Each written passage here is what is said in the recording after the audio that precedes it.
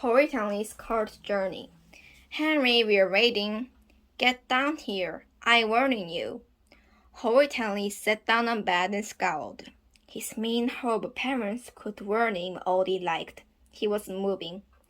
Henry, we're going to be late, yelled Mom. Good, shouted Henry. Henry, this is your final warning, yelled Dad. I don't want to go to police, screamed Henry. I want to go to Ralph's birthday party. Mom stopped upstairs. Well, you can't, said Mom. You're coming to the Justin, and that's that. No, screeched Henry. I hate Polly, I hate babies, and I hate you. Henry had been a page boy at a wedding of his cousin Priestley Polly, when she married Pimpy Paul. Now they had a Priestley Pimpy baby, both kid in Brala. Henry had met in Brala once before. She'd thrown up all over him. Henry had hoped never to be her again until she was grown up and behind bars, but no much luck. He had to go and watch her be ducked at bed of the water on the same day that Ralph was having a birthday party at Good Shooter World. Henry had been longing for ages to go Good Shooter World. Today was his chance, his only chance. But no, everything was ruined. Perfect Peter poked his head around the door. I'm all ready, Mom, said Perfect Peter. His shoes were polished, his teeth were brushed, and his hair neatly combed. I know how annoying it is to be kept waiting when you're a rush. Thank you, darling Peter, said Mom. At least one of my children knows how to behave. Horrid Henry rolled and attacked. He was whooping Butcher, digging the claws into Dad's mouth. Squeaked Peter. Stop being Horrid Henry, said Mom. No one told me if it was today, squeaked Henry. Yes, we did, said Mom, but you weren't paying attention. As usual, said Dad. I know where you're going, said Peter. I don't want to go to police, shouted Henry. I want to go to Ralph's. Get in the car, now, said Dad. Or no TV for ear, said Mom. Eek! Horrid Henry stopped wailing. No TV for ear. Anything was better than that. Grimly, he stomped down the stairs and out the front door. They wanted him in the car. They had him in the car. Don't slam the door, said Mom. Slam. Horrid Henry pushed Peter away from the car door and scrambled up to the right-hand side behind the driver. Perfect Peter grabbed the legs and tried to climb over him. Victory! Henry got there first. Henry liked sitting on the right-hand side so he could watch the speedometer. Peter liked sitting on the right-hand side so he could watch the speedometer. Mom, said Peter, it's my turn to sit on the right. No, it isn't, said Henry. It's mine. Mine. We hadn't even left on already. You're fighting, said Dad. You'll take turns, said Mom. You can swap after we stop. Broom, broom. Dad started the car. The doors locked. Horrid Henry was trapped. But wait, was there a glimpse of hope? Was there a teensy chance? What was it Mom always said when Peter was scrambling the car? If you don't stop fighting, I'm going to turn around and go home. And wasn't Tom just exactly where we wanted to be? All he had to do was do what he did best. Could I have a story city, please? Said Perfect Peter. No, I want a music city, said Horrid Henry. I want Mouse Goes to Town, said Peter. I want Drummer Chronicles, greatest hits, said Henry. Story, music, smack, smack. Stop it, Henry, said Mom. Tell Peter to leave me alone, screamed Henry. Tell Henry to leave me alone, screamed Peter. Leave each other alone, said Mom. Horrid Henry glared at Perfect Peter. Perfect Peter glared at Horrid Henry. Horrid Henry stretched slowly, treacly, come bare by centimeter. He spread out into Peter's area. Henry's on my side. No, I'm not. Henry, leave Peter alone, said Dad. I mean it. I'm not doing anything, said Henry. Are we there yet? No, said Dad. 30 seconds passed. Are we there yet? Said Horrid Henry. No, said Mom. Are we there yet? Said Horrid Henry. No, screamed Mom and Dad. We only left 10 minutes ago, said Dad. 10 minutes. Horrid Henry felt it could be traveling for hours. Are we a quarter of the way there yet? No. Are we halfway there yet? No. How much longer until we're halfway there? Stop it, Henry, screamed Mom.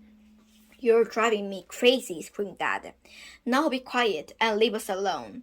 Henry sighed. Boy, was it boring. Why don't they have a decant car with the built-on video games, movies, and jacuzzi? That's just what he had when he was king. Softly, he started to hum under his breath. Henry's humming. Stop being horrid, Henry. I'm not doing anything, protested Henry. He lifted a foot. Mom, scolded Peter. Henry's kicking me. Are you kicking him, Henry? Not yet, muttered Henry. Then he screamed. Mom, Peter's looking out of my window. Dad, Henry's looking out of my window. Peter breathed on me. Henry's breathing loud on purpose. Henry's staring at me. Peter's on my side. Tell him to stop, screamed Henry and Peter. Mom's face was red. Dad's face was red. That's it, screamed Dad. I can't take this anymore, screamed Mom. Yes, thought Henry, was going to be turned back. But instead of turning around, the car screeched the halt on motorway services. We're going to take a break, said Mom. She looked exhausted. Who needs a wee, said Dad. He looked even worse. Me, said Peter. Henry? No, said Henry. He wasn't a baby. He knew when he needed a wee and he didn't know how. Need one how now. This is our only stop, Henry, said Mom. I think you should go. No, screamed Henry. Several people looked up. Al waited in the car. Mom and Dad were too tired to argue. They disappeared into the services with Peter. Rats. Repeated his best efforts. It looked like Mom and Dad were going to carry on. Well, if he couldn't make them turn back, maybe he could delay them. Somehow, certainly Henry had a wonderful, spectacular idea. It wasn't be easier, and it was granted it to work. He'd miss the chair stealing. Mom, Dad, and Peter got back into the car. Mom drove off. I need a wee, said Henry. Not now, Henry. I need a wee, screamed Henry. Now. Mom handed back to the services. Dad and Henry onto the toilets. I wait for you outside, said Dad. Hurry up or we'll be late. Late, what a lovely word. Henry went to the toilet and locked the door. Then he waited, and waited, and waited. Finally, he heard Dad's grumpy voice. Henry, have you fallen in? Henry rattled the door. I'm locked in, said Henry. The door's stuck. I can get out. Try, Henry, prayed Dad. I have, said Henry. I guess they'll have to break the door down. They should take a few hours. He settled himself on the toilet seat and got out a comic. Or you could just crawl underneath the pedestrian into the next stall, said Dad. Arg! Henry could have burst into tears. Wasn't it just his rotten luck to try his luck and toilet into the gifts of the sides? Henry didn't much fancy ringing around the cold floor. Sighing, he gave the stall door and the stock opened it. Horrid Henry sat in silence for the rest of the trip. He was so depressed he didn't even protest when Peter demanded his turn in sight. Plus, he felt carsick. Henry rolled down his window. Mom, said Peter, I'm cold. Dad turned the heat on. Having the heat on makes me feel sick, said Henry. I'm going to be sick, whimpered Peter. I'm going to be sick, whined Henry. But we're almost there, squished Mom. Can you hold on until... Bluff. Peter threw up all over Mom. Henry threw up all over Dad. The car pulled into the driveway. Mom and Dad staggered out of the car to the police front door. We survived, said Mom, mopping her dress. Thank God that's over, said Mom, mopping his shirt. Horrid Henry stomped her feet sadly behind them. Deepest as the car to work, he lost the battle, while Ruth Ralph and Dizzy Dave and Jolly Jules were dashing to dispraying each other and green goo later this afternoon. He stuck at a bowling party and lots of grown-ups yonking. Oh, misery. Ding dong, the door opened. It was Paisley Polly. She was on a bathrobe and slippers. She carried a stinky-smelling wailing baby over her shoulder. Pimply Paul followed. He was wearing a fifthly t-shirt and sick down the front. Eek, squeaked Polly. Mom tried to look as if it not been enough, how the berry leaving told the tale. We're here, said Mom brightly. How's the lovely baby? Too bristly, said Polly. Too bristly, said Paul. Polly and Paul looked at Mom and Dad. What are you doing here? Said Polly finally. We're here for the christening, said Mom. Bear's christening, said Polly. It's next weekend. It's next weekend, said Paul. Mom looked like she was sacked to the floor. Dad looked like he wanted to sag behind her. We're come to the wrong day, whispered Mom.